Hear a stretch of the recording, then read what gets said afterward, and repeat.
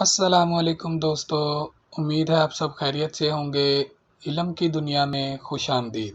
दोस्तों, अगर आप हज पे आए हुए हैं और इस साल आपने हज अदा करना है और आपको लगता है कि हज इस्लाम का बहुत मुश्किल रुकन है, तो ये वीडियो आपके लिए है। इस वीडियो में हम आपको हज का नहायत आसान तरीका समझाएंगे। दोस्तों, हज की 3 किस्में हैं। एक हज किरान, एक हज इफरात और एक हज तमत्तु। जो भी मुसलमान दूसरे कंट्री से हज के लिए आते हैं वो ज़्यादातर हज तमत्तु ही अदा करते हैं, और नबी करीम सल्लल्लाहु अलैहि वसल्लम ने भी हज तमत्तु को पसंद फरमाया। तो दोस्तों, शुरू करते हैं। हज तमत्तु में उम्रा करके एहराम खोल दिया जाता है और इसके बाद 8 ज़िलहज का इंतज़ार करते हैं, जो कि हज का पहला दिन है। देखने में आया है कि जैसे जैसे हज के दिन करीब आते हैं, हाजी परेशान और घबराए हुए होते हैं कि एहराम में कैसे रहेंगे, मिना के खैमे में कैसे रहेंगे, रश बहुत होगा।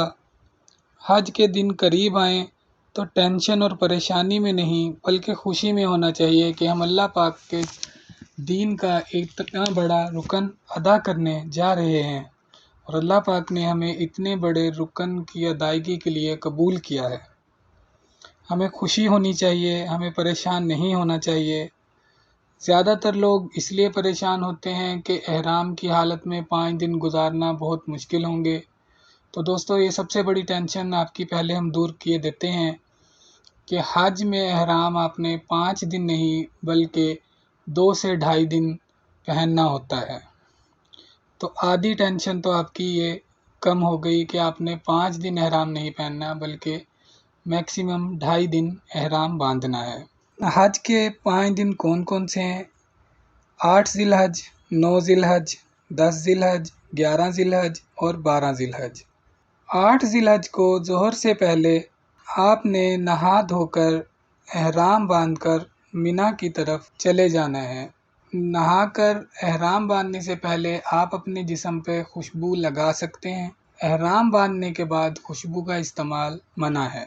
आपने सबसे पहले नहाना है और एहराम बांधना है, नियत करनी है। नियत करने के बाद आपने तलबिया पढ़ना है। लब्बैक अल्लाहुम्मा लब्बैक लब्बैक ला शरीक लक लब्बैक इन्नल हम्द वन निअमत लक वल मुल्क ला शरीक लक। आपने मीना की तरफ रवाना हो जाना है। मीना में आपने जोहर, असर, मगरिब और इशा और 9 ज़िलहज की फजर अदा करनी है।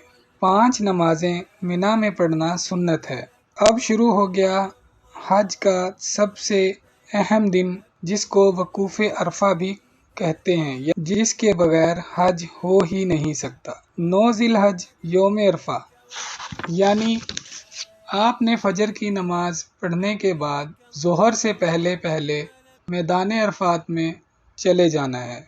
9 ज़िलहज का पूरा दिन हमने मैदान अरफात में गुजारना है। जैसे ही जोहर का वक्त शुरू होगा तो जो लोग भी मैदान अरफात में एहराम में हज की नीयत से मौजूद होंगे वो सब हाजी हो जाएंगे। अगर किसी ने 9 ज़िलहज की जोहर का वक्त शुरू होने के बाद से लेकर 10 ज़िलहज की सुबह सादिक तक कुछ वक्त भी एहराम की हालत में हज की नीयत से मैदान अरफात में गुजारा होगा तो वो हाजी हो जाएगा, क्योंकि हज का सबसे बड़ा रुकन मैदान अरफात में क़याम करना है। यहाँ पे एक मसला बयान करना ज़रूरी है कि जो भी इंसान ज़ोहर से पहले या ज़ोहर का वक्त शुरू होने के बाद मैदान अरफात में जाएगा तो इसका यहाँ पर ग़ुरूब आफ्ताब तक, यानी सूरज के ग़ुरूब होने तक वहाँ रुकना ज़रूरी है। जैसे ही मगरिब का वक्त शुरू होगा, अब आप मैदान अरफात से मुज़दलिफ़ा की जानिब रवाना हो जाएंगे और मुज़दलिफ़ा में पहुंचकर मगरिब और इशा की नमाज को इकट्ठा अदा करेंगे।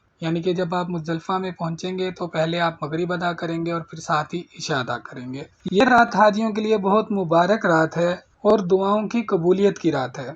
इस रात में हाजियों की दुआएं कबूल होती हैं। पूरी रात मुज़दलिफ़ा में गुजारने के बाद 10 ज़िलहज की सुबह फजर की नमाज के बाद रमी के लिए, यानी कि शैतानों को कंकर मारने के लिए जाना है। दोस्तों अगर आप शैतानों को कंकर मारने के लिए थोड़ा देर से जाएंगे 10-11 बजे तो वहाँ पे रश आपको कम मिलेगा। उसके बाद आपने कुर्बानी करनी है और फिर हलक करवाना है। यहाँ पे एक मसला ये बयान करना ज़रूरी है कि आपको इस बात का ख़ास ख्याल रखना है कि ये तरतीब जो मैंने बताई है, इस तरतीब का ख्याल रखना बहुत ज़रूरी है कि सबसे पहले आपने रमी करनी है यानी शैतान को कंकरियाँ मारनी है, दूसरे नंबर पे आपने कुर्बानी करनी है और तीसरे नंबर पे आपने हलक करना है। हलक करवाने के बाद दोस्तों अब आप अपना एहराम खोल देंगे और आप घर के कपड़े पहन लेंगे। आपके एहराम की पाबंदियाँ ख़त्म हो गई हैं सिवाय एक पाबंदी के, जो कि मियाँ बीवी का रिश्ता है। जब तक आप तवाफ़ ज़ियारा नहीं कर लेते आप इस पाबंदी में बंधे रहेंगे। दूसरा मसला एक ये बयान करना यहाँ ज़रूरी है कि तवाफ़ ज़ियारा के लिए मर्द और औरत का पाक होना ज़रूरी है और बावज़ू होना ज़रूरी है। जो ख़वातीन हैं जिनके साथ मसला है वो अपना मसले के दिन ख़त्म होने के बाद तवाफ़ ज़ियारा करेंगी, और जो मर्द हज़रात हैं वो 10 ज़िलहज की शाम को या 11 ज़िलहज की सुबह तवाफ़ ज़ियारा कर लेंगे और उनके ऊपर से तमाम पाबंदियाँ ख़त्म हो जाएंगी। दोस्तों यहाँ पे एक मसला यह है कि तवाफ़ ज़ियारा हो या उम्रे का तवाफ़ हो या कोई नफली तवाफ़ हो, कोई भी तवाफ़ आप बग़ैर वज़ू के नहीं कर सकते। ये मसला यहाँ बयान करना ज़रूरी है। इसके अलावा दोस्तों अगर आप को हज में कोई मसला दरपेश होता है, आप कोई मसला पूछना चाहते हैं तो आप हमें कमेंट कर सकते हैं। इसके बाद दोस्तों आपने 11 ज़िलहज की रात और 12 ज़िलहज की रात ख़ैमे में मिना में गुजारनी है और 11 ज़िलहज को भी रमी करनी है और 12 ज़िलहज को भी रमी करनी है। 12 ज़िलहज की रमी के बाद आप वापस अपने होटल में मक्का में जा सकते हैं। इसके बाद दोस्तों रह जाएगा तवाफ़ रुख़सत, जो आपने पाकिस्तान जिस दिन जाना है उस दिन आपने अपने वतन वापस लौटने से पहले एक बार तवाफ़ रुख़सत करना है। अलविदाई तवाफ़ भी कहते हैं इसको। अलविदाई तवाफ़ करके और आपने अपने वतन वापस आ जाना है। तो ये थी दोस्तों हज के बारे में मालूमात। अगर आप ऐसी मज़ीद इंफॉर्मेटिव वीडियोस देखना चाहते हैं तो चैनल को सब्सक्राइब करें और शेयर करें, लाइक करें। अल्लाह पाक से दुआ है कि वो आप तमाम मुसलमानों का हज कबूल फरमाए, और बाकी जो मुसलमान हज पे ना जा सके अल्लाह पाक उनको भी अपने घर की ज़ियारत नसीब करे और हज की सआदत नसीब करे। मिलते हैं नेक्स्ट वीडियो में, तब तक के लिए अपना बहुत सा ख्याल रखिएगा। अल्लाह हाफ़िज़।